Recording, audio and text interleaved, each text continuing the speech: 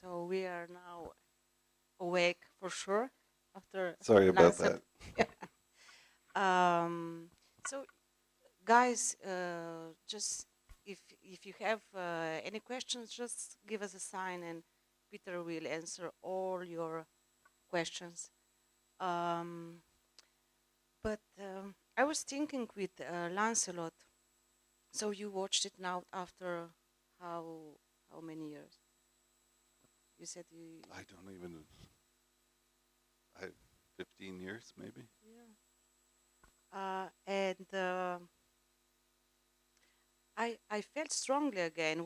I'm watching it on the first time on the big screen. It's a quite strong social commentary actually. Um, and my question would be, because you usually say you just point the camera towards the world and the world speaks to you. But actually I think that you choose very precisely what to show, what to add with words and show with the image, and this paradox between. So, because among us there are not only filmmakers, why, in your opinion, it's so important to be critical, to show these neurologic points of the society? You were you had like 20 something here. Yeah. Yeah.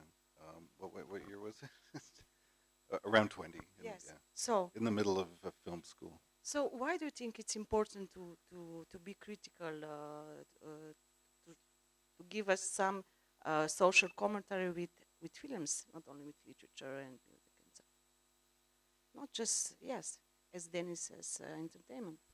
Oh, that they're provocative somehow. Um, well, I mean, I think that's what makes us think. If you're just being entertained, you're being numbed in a way. I mean, lots of cinema does that. It just kind of it's like a drug. Um, but provoking something, um, whether it's like Lancelot does, or whether it's like the end of time does, there are things that are provoking interaction, about thinking about our position in the world, our relativity to other people, hopefully inducing some kind of empathy, which I think is something that's often lacking in our lives. And I mean, just going back to the first part of what you said, um, I didn't. This is another example of me not knowing what the film would be that I was going to make. It really was a visit to Lancelot, to meet him again after some years, and I just hung out with him and filmed things in certain ways. I gave him the camera, so when the camera is really bad, like when it's moving like this, um, that's him holding it, and so I had him, do some of the things that he does on a daily basis. Like he would keep beer in a subway locker, so he had like beers around Toronto, and he would go get his beer. And I mean, as you can see, he's actually very smart, and he's read Freud, he's read novels, and in our previous relationship, he had actually written entire novels and burned them.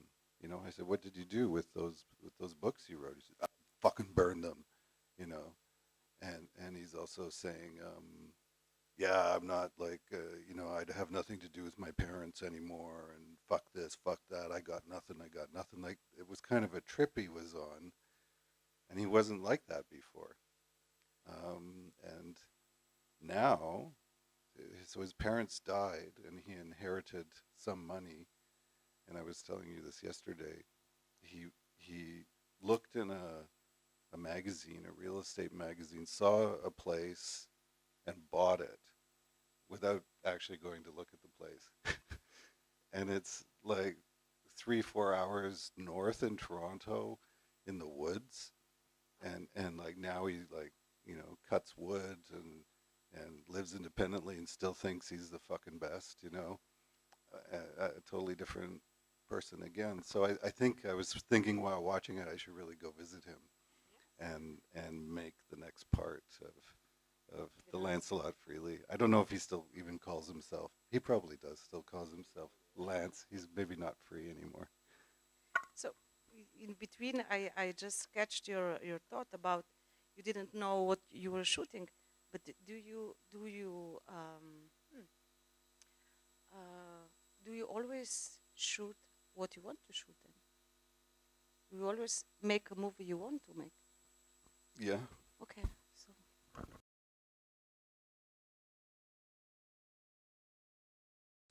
I wanted to ask you, how much did you prepare yourself before shooting? Because some things, for example, him standing in front of this white wall, it's really it points out his personality in a way, because you don't see nothing, just him. He's this strong character, and also I saw that you used one of some parts of the monologue that he's giving. Also later, you mix it a little bit. So how much did you prepare it in advance, and how much it was made later in the editing process?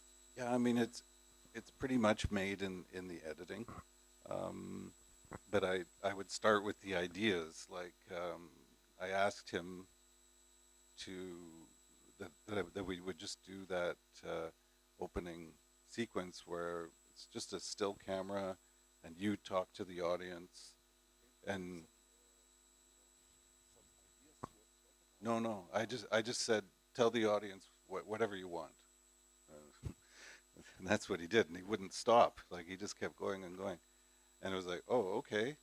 So then that was material, and then, you know, so there were devices I was thinking of.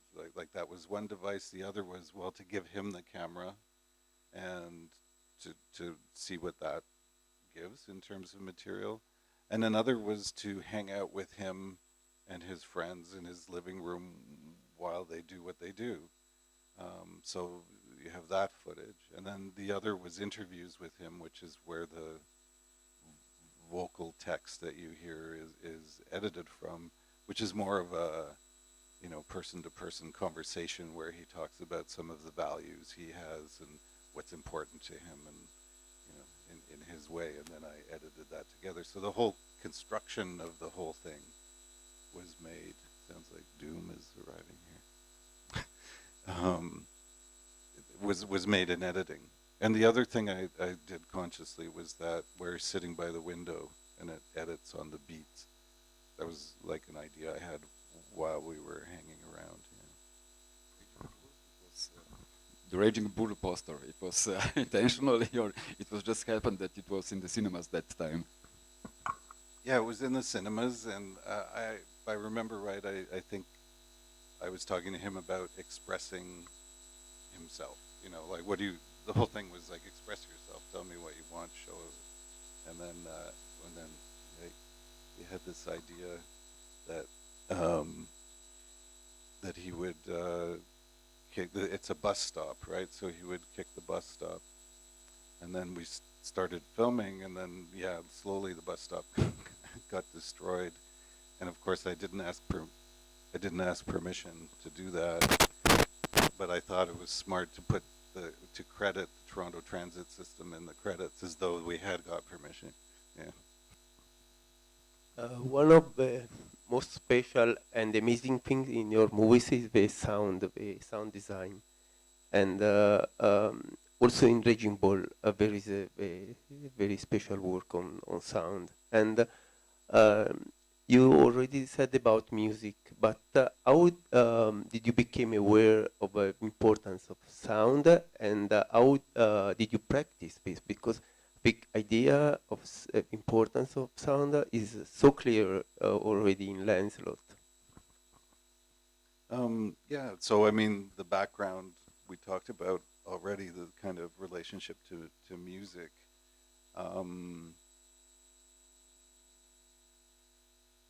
I think they're equal partners sound and image. I mean, along with words and speech and characters, there's so many components that go into a film, but sound, I think, is really part of the image. You know, when someone says something looks moving or looks beautiful, I think it's often because of the sound that accompanies the thing that you're looking at. There's an emotional tone that's created by the interaction of sound and image. So I mean, I think from way in the beginning, I was always aware of that. Maybe even sound before image, because of the background in music. It's really wonderful how do you play with sound, because also the last scene, let's say the sequence, when the sound really, you make it feel like his character is transcending the film, because it's even when the film ends, you hear the voice, you know, because it's an embodiment of his character. Yeah. And I mean, the music, Sandy McFadgen, who's also, you know, these are all friends. Like, so Sandy was a guitarist who was in Césaire, who plays a heroin addict as an actor. And I asked him, which I've done with different musicians, to watch the film and play an instrument. So he would play the guitar, and then I would take their raw material and edit the raw material with the picture, and sometimes layer it and so on. So that's also a kind of practice that has developed over the years in different ways with different films, this interaction with musicians. I can use it. So one would say that this, we were just discussing this with Denis a week ago. How important is this? Is it or it's not? One would say that this is an experimental movie, maybe, or at that time was, or avant-garde. How do you see these terms? How did you see them at that time and now? What is now experimental? What is avant-garde? Is there any of those things still? Yeah, I mean, this is not quite an answer to your question, but I was I was thinking, I had a really incredible professor at school at this time named Bruce Elder. Maybe some of you know him.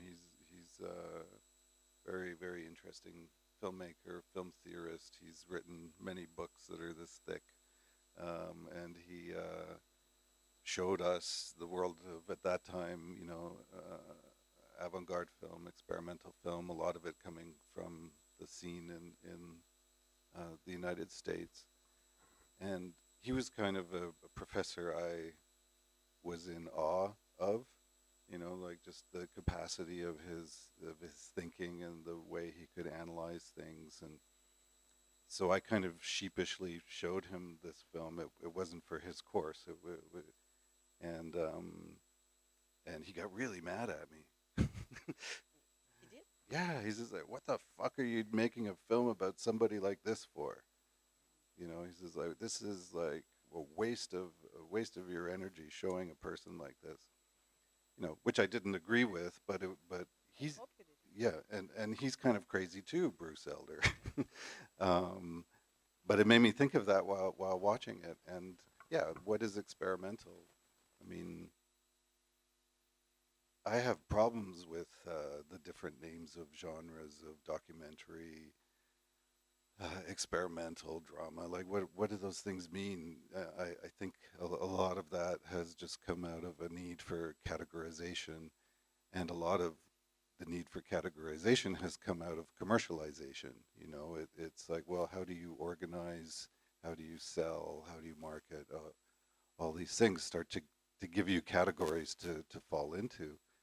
But I mean, creativity, art, exploration doesn't have really, you know, it goes beyond genre. Like the idea that there's an experimental film and a non-experimental film doesn't really make sense to me, because really every artistic process should be somehow experimental. Like you're finding your way through something, you're connecting to something, you're expressing something with a medium. And if it's not experimental, it's probably probably a copy of something that already exists.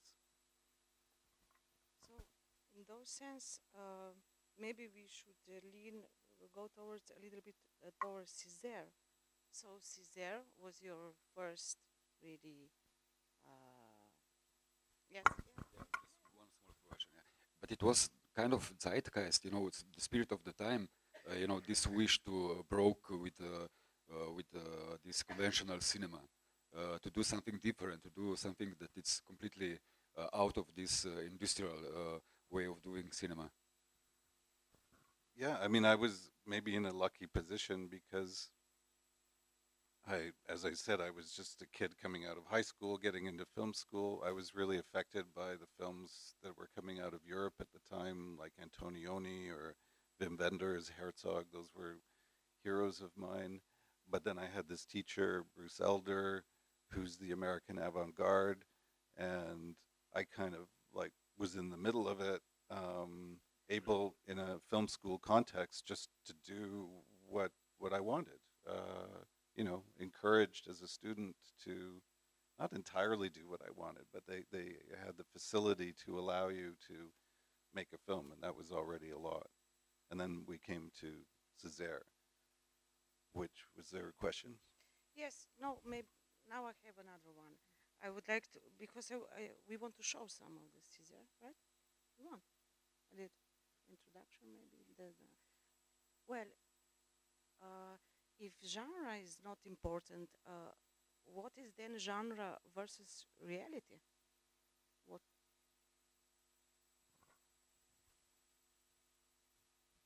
Well, that's a good question. I mean, what is genre? Well, what it makes me think of, I'm not sure what you mean exactly, but what, You have to pick a tool, a way of approaching. It's in itself a genre. How to film, how to shoot the world. well, it's language and its identity and its culture. I mean, all those things you could call genre in a way. Like, who do you choose to be at a certain point in your life, which is what Césaire is actually about. It's about a character who leaves a mental hospital and sees three people in a train station and imagines the lives of those three people. He projects himself into the lives of those three people, but it's a very interior kind of interpretation.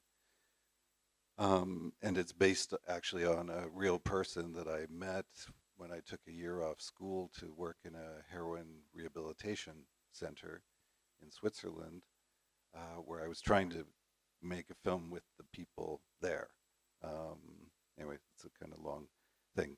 I met this person, Bruno Césaire, there, who had this kind of strange, whatever psychic disposition that would actually allow him to become different people as he progressed through his life. So he inspired me in his character Why? in a way that answers your question, because I actually was conscious in film school of, well, I could make a film like Antonioni, I could make a film like Stan Brakhage, I could do this. How am I going to decide? You know, because I was being presented genre, and I was like, well, how do I decide that? I mean, and I think the film is personally, and I don't expect anybody to read it like that, but for me, it's a question of, well, how do I use the medium of film to tell stories, to relate experience, to provoke all these things. And because I was in film school, I was offered examples. And so in the film, you actually see an array of examples. You see long shots that are, 10 minutes long without an edit. And you see layered imagery that works like experimental traveling mat kind of film of the era, all kind of woven together in in my own somewhat naive way in school. Um, so that film was asking that question: which genre do you choose?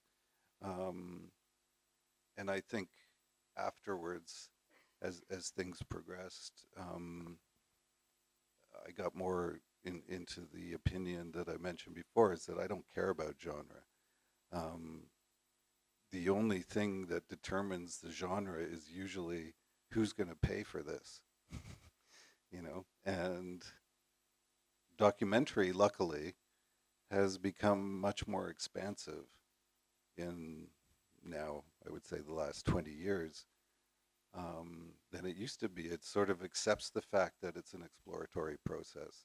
It accepts the fact that you can, you know, convey realities using the medium in more unusual ways that broke the form of documentary as it used to be.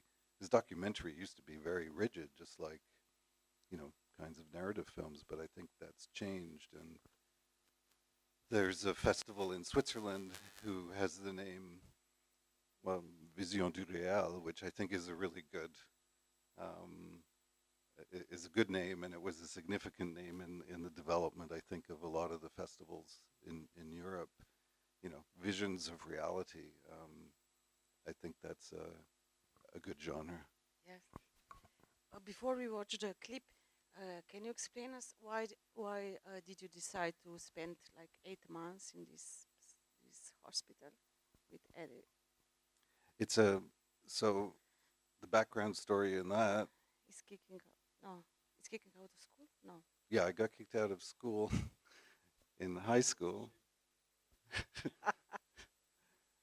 I got kicked out of the school where I made my first film, um, I ended up going to another school, which luckily was a Canadian school in Switzerland. And because my parents are both Swiss, they were quite disturbed by the fact I got kicked out of school, but they thought, oh, good, there's this school in Switzerland. So I went to that school, which was a much better school in my opinion, because it was encouraging creativity and the teachers were very progressive. And I would start doing strange things, like I'd go down to the side of the road and I'd put my thumb out and I would tell somebody to take me wherever they wanted. And I ended up in this heroin rehabilitation place, which was a 12th century monastery on a hill, beautiful place. And we never figured out who the person was who picked me up and took me there. But I ended up spending a weekend there, meeting the people who ran it, and really connecting with them. And then I kept going back there, and I started doing photography there. And then I proposed that I come back in a couple of years when I was in the middle of film school to try and do some work with them. I was very interested in what heroin addiction meant, and I was also interested in how the social workers were working with, you know, the unfortunate people who had fallen into that trap and ended up in this place. So I went back there for a year in the middle of film school with another filmmaker friend from school, Henry Jizyanka. And as I said, we tried to make this film, or have the people there make the film, but it didn't really work out. However, there was still a lot of creative work generated, and I met Bruno Cesare. His real name's Cesare, or Cesare. Uh-huh. It's Italian. Mm-hmm. And his view, his situation, the experience of that school all went into the making of Cesare when I went back to school. Can we show? Yeah, do you have an idea of which part? I don't. Maybe at the beginning. Maybe. it's all abstract at the beginning. So I'll just give a preface that the beginning of the film is we're now at I don't know, about 10 minutes. Yeah. The beginning of the film is this kind of primordial birth of images. It starts in complete abstraction, and then you start to see elements of nature, and images start to form, as representational images start to form. So at 10 minutes in, we start to see an introduction of the character, Césaire, who's kind of born out of the material of film. And this is an exact example of kind of merging what are experimental ideas, or ideas that have to do with the material of film, merging with ideas that have to do with storytelling of a character developing.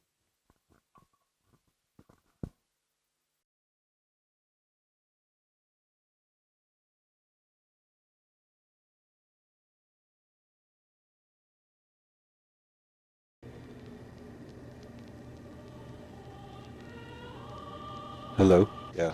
So the three people you saw, now the film starts in real time. All that other part was abstraction in a way, or not real time. And the three people that we just saw at the beginning are the protagonists' imagining of characters. And this is the introduction of the first character, who's a mother with a child. There. So it becomes, more traditional kind of filmmaking at this point. So before we take a break, I would like to ask Peter, and also to explain to the audience, this was the first film, actually student film, that was selected for a Toronto Film Festival, at the time the Festival of Festivals. It was a précédent. How did that happen? And maybe if you don't have any questions, not like this, please. If you have any question, just please give us a sign. And it would be interesting to hear from you. How did you try to with moving images to show one's subconscious? Well, in terms of the film festival, I just showed it to somebody at the film festival, one of the programmers, and she wanted to show it. Kay Armitage, who's also a filmmaker, a film theorist, a programmer, and she wanted to show it. And the funny thing was, I was getting a lot of what we call flack in English, like resistance from the film school. Yeah. The film critics loved it. Yeah, well, the school was not encouraging me to finish the film. Why? Why do you think? I don't know. They just, because it wasn't fitting their criteria. Yeah, and it was a weird film. It was a mix of things. And then I told them, oh well, the festival wants to show it, Yeah. and then they were like, oh, come on back, Yeah. and they let me use the school for the whole summer to finish it. The school was actually closed, but they let me use the facilities to finish the film properly and put it in the school. I mean, it's often like that. And about maybe showing with subconscious through the moving images. How did you prepare to do that? How did you do that technically? I mean, that's a really hard question to answer, because you're using the entire the entire body and history of storytelling combined with image and sound manipulation, and it's so particular to each scene, but in in this film, for example, there is a heroin addict who's also the guitar player, and I would do things like cut a sequence imagining that it was the inside of the body as the heroin was entering the vein and going through the body. And I filmed it in a